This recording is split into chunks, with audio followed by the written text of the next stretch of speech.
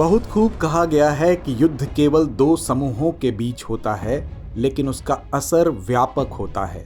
किसी भी संघर्ष में मात्र दो गुट शामिल नहीं होते हैं, बल्कि उनके साथ जुड़े रहते हैं युद्ध का दंश झेल रहे मासूम लोग। जाहिर है, विश्व के किसी भी क्षेत्र में संघर्ष हो तो उसका असर सिर्फ क्षेत्रीय सीमा तक सीमित नहीं रहता, बल्कि यह एक विश्वव्यापी मुद्दा बन जाता है। कुछ ऐसा ही मंजर इन दिनों इजराइल हमास युद्ध में भी नजर आ रहा है। दरअसल बीते साल 7 अक्टूबर को हमास ने इजराइल पर हमला कर विश्व में एक नए युद्ध की नींव रखी।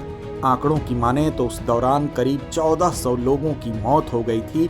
इसके साथ ही तकरीबन 200 से ज्यादा लोगों को अगवा कर लिया गया था। हालांकि 8 महीने से चले आ रहे इस संघर्ष में आए दिन नए मोड़ सामने आते हैं, जहां एक तरफ युद्ध समाप्ति के कयास लगाए जा रहे थे, तो दूसरी तरफ हर गुजरते दिन के साथ इस युद्ध की भयावह तस्वीर सामने आती है। इसके साथ ही गाजा के दक्षिणी शहर रफाह में इजरायली सैन्य हमले में भी तेजी देखी गई। ऐसे में सवाल उठता है कि मौजूदा समय में इजराइल हमास युद्ध किस मोड़ पर खड़ा है और इस युद्ध में रफाह क्षेत्र की क्या अहमियत है। इन सभी सवालों के जवाब हम इस एपिसोड के जरिए जानेंगे, मगर सबसे पहले इजराइल हमास संघर्ष की पृष्ठभूमि जान लेते हैं। तो चलिए करते हैं चर्चा की शुरुआत। इजराइल और फिलिस्तीन के मध्य संघर्ष का इतिहास लगभग 100 वर्ष पुराना है, जिसकी शुरुआत वर्ष 1917 में उस समय हुई जब तत्कालीन ब्रिटिश विदेश सचिव आर्थर जेम्स बल्फोर ने बल्फोर घोषणा के तहत फिलिस्तीन में एक यहूदी राष्ट्रीय घर के निर्माण के लिए ब्रिटेन का आधिकारिक समर्थन व्यक्त किया, जिससे आगे चलकर साल 1947 में फिलिस्तीनी ब्रिटिश मैंडेट को 2 भागों में विभाजित करने के संयुक्त राष्ट्र के प्रस्ताव के साथ इजराइल, गाजा पट्टी और यरूशलेम अस्तित्व में आए। लेकिन फिलिस्तीनियों ने इस समझौते का विरोध किया और इसे खारिज कर दिया और 1948 में युद्ध के मैदान में कूद गए। हालांकि इस जंग में उन्हें हार मिली और इजराइल ने यह जंग जीत लिया। इसका नतीजा ये हुआ कि इजराइल और मिस्र की सीमा से लगे क्षेत्र के फिलिस्तीनियों का एक बड़ा विस्थापन हुआ। तब से लेकर आज तक दोनों समूहों में मधुर संबंध स्थापित नहीं हो पाए हैं। वहीं 7 अक्टूबर 2023 को इनके विद्रोह की चिंगारी ज्वाला बनकर युद्ध के रूप में सामने आई। वहीं युद्ध में शामिल संगठन हमास की बात करें तो इसका पूरा नाम हरकत अल मुकावामा अल इस्लामिया है, जिसका अरबी में मतलब इस्लामी प्रतिरोध आंदोलन है। दरअसल हमास फिलिस्तीन देश की मांग करने वाला एक इस्लामिक चरमपंथी संगठन है। साथ ही यह फिलिस्तीनी इलाके के 2 प्रमुख राजनीतिक दलों में से एक दल भी है। इसका मुख्य ठिकाना गाजा पट्टी है। वर्तमान में गाजा पट्टी फिलिस्तीन का हिस्सा है। साल 2007 में इस इलाके पर हमास ने अपना कब्जा जमा लिया था और तब से वो यहाँ से इजराइल को नेस्तनाबूद करने की उम्मीद में अपने मंसूबों को अंजाम देता रहता है।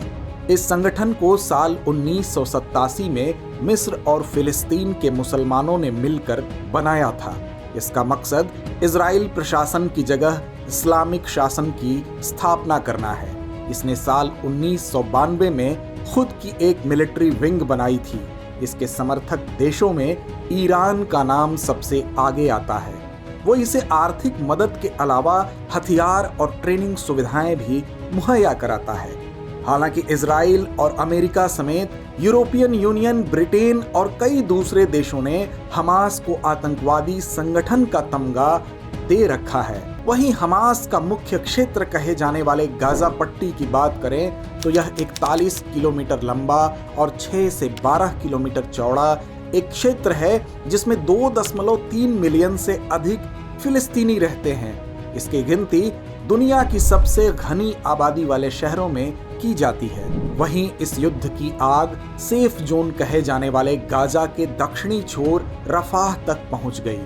बीते दिनों इजराइल ने इस क्षेत्र पर हमला किया, जिसमें कई लोगों की जान चली गई और दुनिया भर में इस हमले की निंदा की गई। साथ ही कई देशों ने इजराइल को इसके लिए जिम्मेदार माना, लेकिन वहीं इजराइल ने अपना पक्ष रखते हुए स्पष्ट किया कि रफाह में उसका अभियान बंधकों को बचाने और हमास लड़ाकों को जड़ से उखाड़ने पर केंद्रित है। वहीं हमास ने अपने मध्यस्थों से अपनी बात साझा करते हुए कहा है कि वह वर्तमान आक्रमण के दौरान और अधिक वार्ता में भाग नहीं लेगा, लेकिन यदि इजराइल युद्ध रोक दे तो वह बंधकों और कैदियों की अदला बदली सहित पूर्ण समझौते के लिए तैयार है। लेकिन इजराइल हमास को खत्म करने पर आमादा है। वहीं सेफ जोन कहे जाने वाले रफाह की बात करें तो यह क्रॉसिंग गाजा पट्टी के दक्षिण में स्थित एक बॉर्डर क्रॉसिंग है, जहां साल 1967 के युद्ध के बाद इजराइल ने मिस्र के सिनाई प्रायद्वीप के साथ कब्जा किया था। हालांकि समझौते के बाद इजरायली सेना वहां से लौट गई, पर रफाह को एक बॉर्डर से विभाजित कर दिया गया, जिसके एक तरफ मिस्र तो दूसरी तरफ गाजा पट्टी है।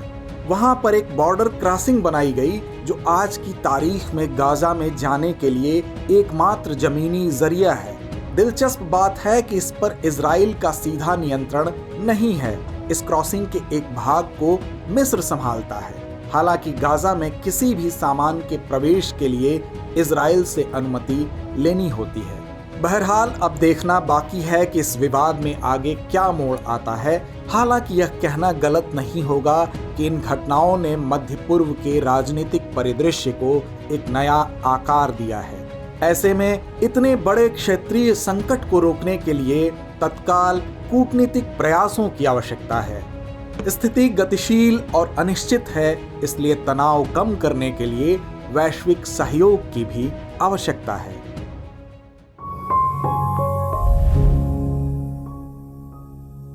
अब बारी है इस कार्यक्रम के रविवारी विशेषांक दुनिया मेरे आगे की, जिसमें हम बात करेंगे दूसरी अहम अंतर्राष्ट्रीय खबरों की।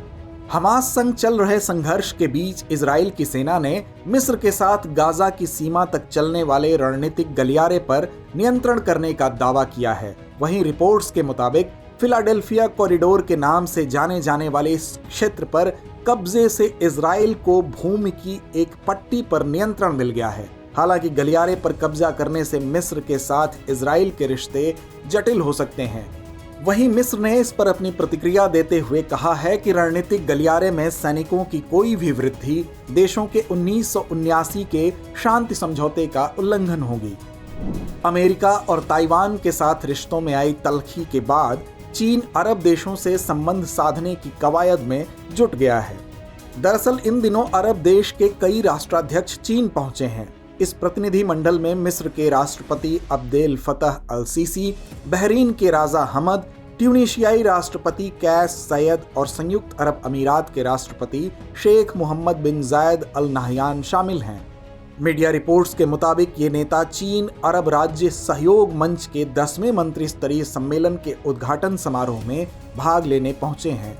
बता दें कि यह मिशन साल 2004 में चीन और अरब देशों के बीच रिश्तों को मजबूत करने के उद्देश्य से शुरू किया गया था। बीते साल अक्टूबर में शुरू हुए इजराइल हमास युद्ध ने फिर एक बार फिलिस्तीनियों की अलग राज्य बनाने की मांग को तेज कर दिया है।